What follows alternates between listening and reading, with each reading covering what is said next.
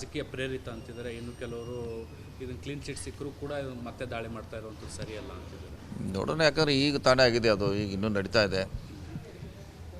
So Valmiki ಹಗರಣಕ್ಕೆ ಸಂಬಂಧಪಟ್ಟದ್ದು ಇರ್ಬೋದು ಅಂತ ನಾವು ಮಾಧ್ಯಮದಲ್ಲಿ ಕೂಡ ಅದೇ ರೀತಿ ಬರ್ತಾ ಇದೆ.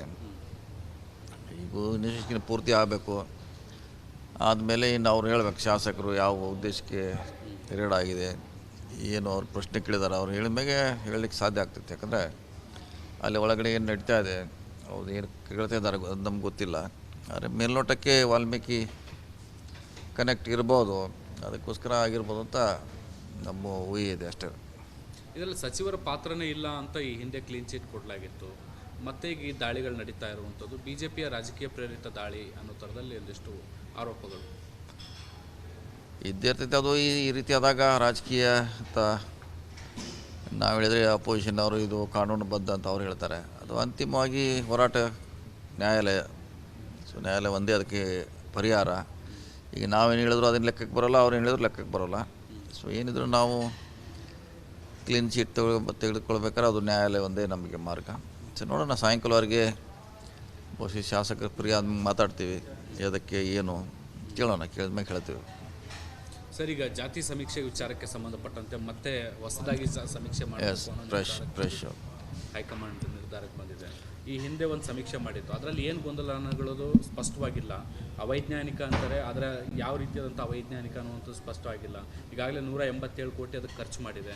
ಈಗ ಮತ್ತೆ ಹೊಸ ಸಮೀಕ್ಷೆ ಮಾಡೋಕೆ ಹೊರಟಿದ್ದೀರಿ, ಮತ್ತೆ ಅದರಲ್ಲೂ ಇದೇ ರೀತಿಯಾದಂಥ ಸಮಸ್ಯೆಗಳು ಬಂದರೆ ಸಾರ್ವಜನಿಕರ ಹಣ ದುಂದು ಅದಕ್ಕೆ ಏನು ಮಾಡಲಿಕ್ಕಾಗಲ್ಲ. ಇಡೀ ಕೆಲವು ಸಮುದಾಯಗಳು ಅಬ್ಜೆಕ್ಷನ್ ಮಾಡಿದೆ, ನಮ್ಮನ್ನು ಕಡಿಮೆ ತೋರಿಸ್ಲಿದೆ, ನಾವು ಜಾಸ್ತಿ ಸಂಖ್ಯೆಯಲ್ಲಿದ್ದೀವಿ.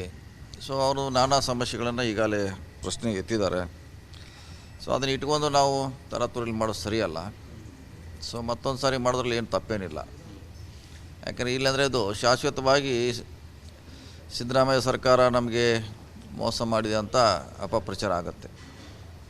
ಸೊ ದುಡ್ಡು ಖರ್ಚಾದ್ರೆ ಪರವಾಗಿಲ್ಲ, ಇನ್ನೊಂದು ಸಲ ಫ್ರೆಶ್ ಆಗಿ ತಕ್ಷಣ ಅದನ್ನು ಒಪ್ಕೋಬೇಕು. ಮತ್ತೆ 8 ವರ್ಷ ಬಿಟ್ಟು 10 ವರ್ಷ ಬಿಟ್ಟರೆ ಮತ್ತೆ ಇದೆ ಗೊಂದಲ.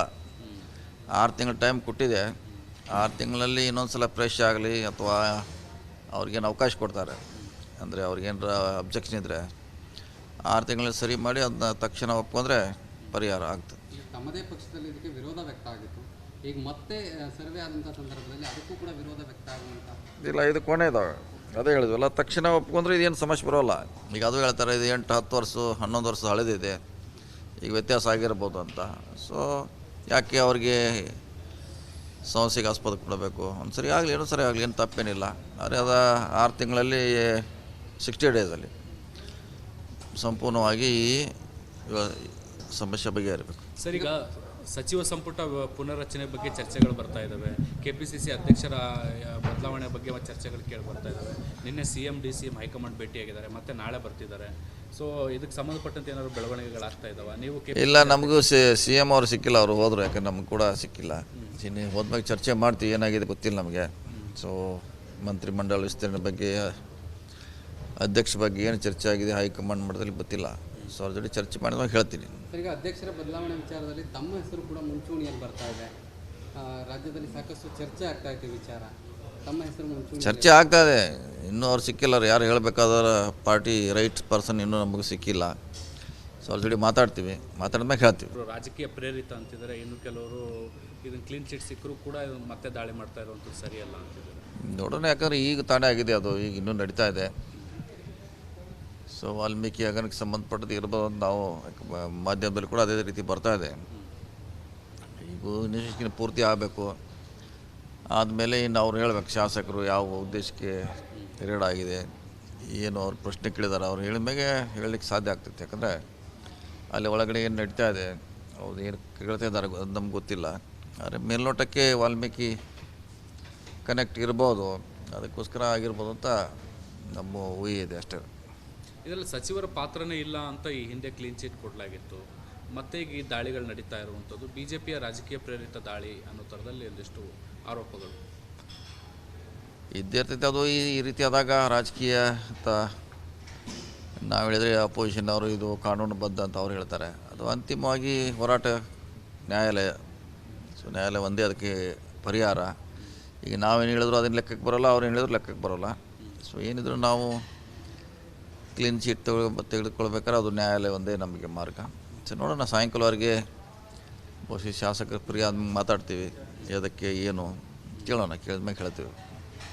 ಸರ್, ಈಗ ಜಾತಿ ಸಮೀಕ್ಷೆ ವಿಚಾರಕ್ಕೆ ಸಂಬಂಧಪಟ್ಟಂತೆ ಮತ್ತೆ ಹೊಸದಾಗಿ ಸಮೀಕ್ಷೆ ಎಸ್, ಫ್ರೆಶ್ ಹೈಕಮಾಂಡ್ ನಿರ್ಧಾರಕ್ಕೆ ಬಂದಿದೆ. ಈ ಹಿಂದೆ ಒಂದು ಸಮೀಕ್ಷೆ ಮಾಡಿತ್ತು, ಅದರಲ್ಲಿ ಏನು ಗೊಂದಲ ಅನ್ನೋದು ಸ್ಪಷ್ಟವಾಗಿಲ್ಲ. ಅವೈಜ್ಞಾನಿಕ ಅಂತಾರೆ, ಆದರೆ ಯಾವ ರೀತಿಯಾದಂಥ ಅವೈಜ್ಞಾನಿಕ ಅನ್ನುವಂಥದ್ದು ಸ್ಪಷ್ಟವಾಗಿಲ್ಲ. ಈಗಾಗಲೇ 187 ಕೋಟಿ ಅದಕ್ಕೆ ಖರ್ಚು ಮಾಡಿದೆ. ಈಗ ಮತ್ತೆ ಹೊಸ ಸಮೀಕ್ಷೆ ಮಾಡೋಕೆ ಹೊರಟಿದ್ದೀರಿ, ಮತ್ತೆ ಅದರಲ್ಲೂ ಇದೇ ರೀತಿಯಾದಂಥ ಸಮಸ್ಯೆಗಳು ಬಂದರೆ ಸಾರ್ವಜನಿಕರ ಹಣ ಅದಕ್ಕೆ ಏನು ಮಾಡಲಿಕ್ಕಾಗಲ್ಲ. ಇಡೀ ಕೆಲವು ಸಮುದಾಯಗಳು ಅಬ್ಜೆಕ್ಷನ್ ಮಾಡಿದೆ, ನಮ್ಮನ್ನು ಕಡಿಮೆ ತೋರಿಸ್ಲಿಕ್ಕಿದೆ, ನಾವು ಜಾಸ್ತಿ ಸಂಖ್ಯೆಯಲ್ಲಿದ್ದೀವಿ.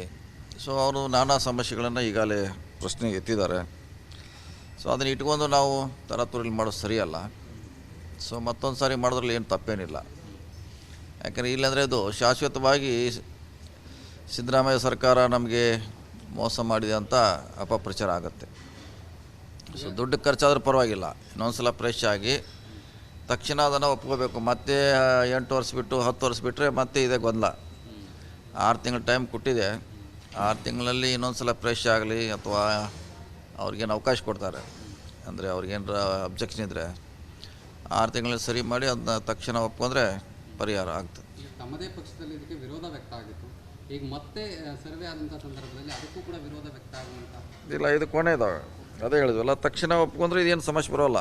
ಈಗ ಅದು ಹೇಳ್ತಾರೆ, ಇದು 8-10 ವರ್ಷ 11 ವರ್ಷ ಹಳೆದಿದೆ, ಈಗ ವ್ಯತ್ಯಾಸ ಆಗಿರ್ಬೋದು ಅಂತ. ಸೊ ಯಾಕೆ ಅವ್ರಿಗೆ ಸಮಸ್ಯೆಗೆ ಆಸ್ಪದ ಕೊಡಬೇಕು? ಒಂದು ಸರಿ ಆಗಲಿ, ಇನ್ನೊಂದು ಸರಿ ಆಗಲಿ, ಏನು ತಪ್ಪೇನಿಲ್ಲ.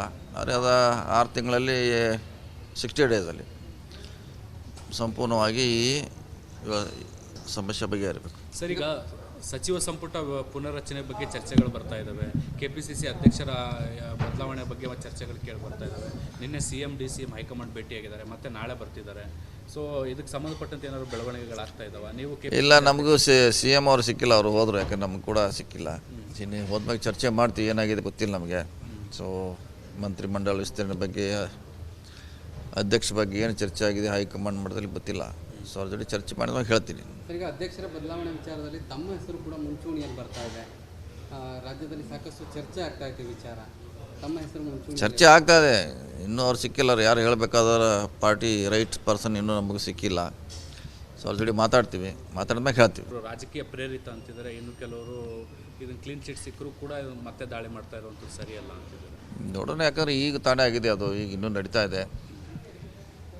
ಸೊ ವಾಲ್ಮೀಕಿ ಹಗರಣಕ್ಕೆ ಸಂಬಂಧಪಟ್ಟದ್ದು ಇರ್ಬೋದು ಅಂತ ನಾವು ಮಾಧ್ಯಮದಲ್ಲಿ ಕೂಡ ಅದೇ ರೀತಿ ಬರ್ತಾ ಇದೆ. ಈಗ ಇನ್ವೆಸ್ಟಿಗೇಷನ್ ಪೂರ್ತಿ ಆಗಬೇಕು, ಆದಮೇಲೆ ಇನ್ನು ಅವ್ರು ಹೇಳ್ಬೇಕು ಶಾಸಕರು ಯಾವ ಉದ್ದೇಶಕ್ಕೆ ರೇಡ್ ಆಗಿದೆ, ಏನು ಅವ್ರು ಪ್ರಶ್ನೆ ಕೇಳಿದಾರೆ, ಅವ್ರು ಹೇಳಿದ್ಮೇಲೆ ಹೇಳಲಿಕ್ಕೆ ಸಾಧ್ಯ ಆಗ್ತೈತೆ. ಯಾಕಂದರೆ ಅಲ್ಲಿ ಒಳಗಡೆ ಏನು ನಡೀತಾ ಇದೆ, ಅವ್ರು ಏನು ಕೇಳ್ತಾ ಇದ್ದಾರೆ ಅದು ನಮ್ಗೆ ಗೊತ್ತಿಲ್ಲ.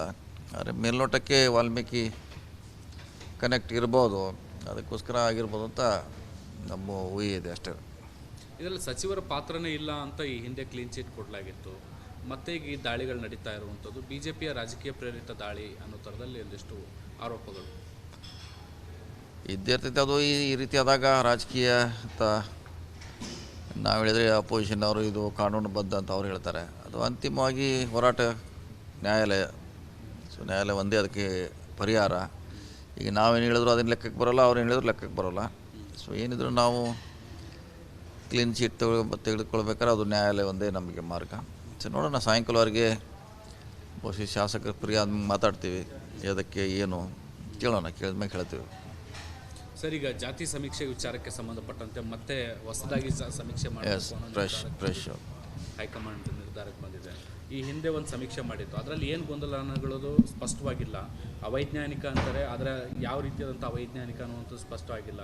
ಈಗಾಗಲೇ 187 ಕೋಟಿ ಅದಕ್ಕೆ ಖರ್ಚು ಮಾಡಿದೆ. ಈಗ ಮತ್ತೆ ಹೊಸ ಸಮೀಕ್ಷೆ ಮಾಡೋಕೆ ಹೊರಟಿದ್ದೀರಿ, ಮತ್ತೆ ಅದರಲ್ಲೂ ಇದೇ ರೀತಿಯಾದಂಥ ಸಮಸ್ಯೆಗಳು ಬಂದರೆ ಸಾರ್ವಜನಿಕರ ಹಣ ಅದಕ್ಕೆ ಏನು ಮಾಡಲಿಕ್ಕಾಗಲ್ಲ. ಇಡೀ ಕೆಲವು ಸಮುದಾಯಗಳು ಅಬ್ಜೆಕ್ಷನ್ ಮಾಡಿದೆ, ನಮ್ಮನ್ನು ಕಡಿಮೆ ತೋರಿಸ್ಲಿಕ್ಕಿದೆ, ನಾವು ಜಾಸ್ತಿ ಸಂಖ್ಯೆಯಲ್ಲಿದ್ದೀವಿ.